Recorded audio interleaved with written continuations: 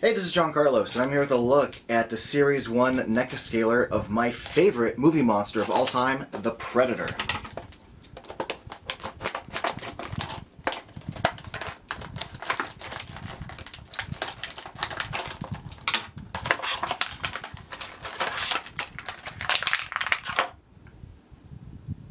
Sculpting on the scaler is very well done. You know, the shoulder piece, the wrist gauntlet, the thigh piece, and the shin areas all have good little sculpting.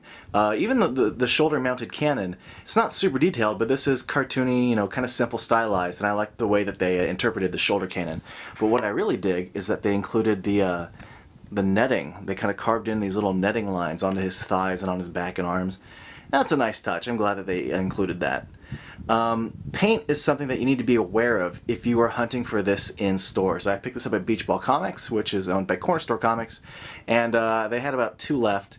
If you see here his eye area, it's not fully painted all the way. I saw another one that had better eye paint where the black covered the whole eye socket area, but it had a considerable amount of marks on his legs, and this one's, you know, not free of problems. You can see there's a little mark on his left thigh there, and there's this giant kind of mispaint, or this section of paint that came off on his knee.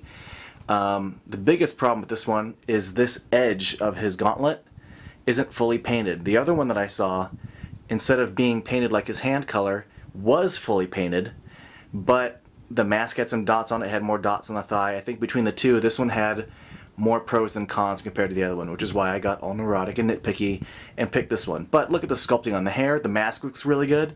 Overall, I mean, all those nitpicks aside, it may sound like I'm being, you know, a little negative, but I freaking love this scaler. I think they did a great job adapting it.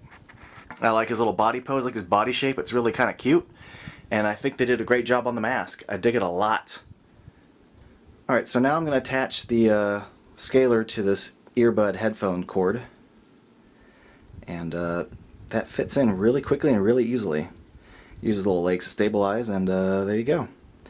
Now I'm curious if the scaler can hang on to the split earbud area where the cables go one into each ear. So I'm going to try to wedge those in there.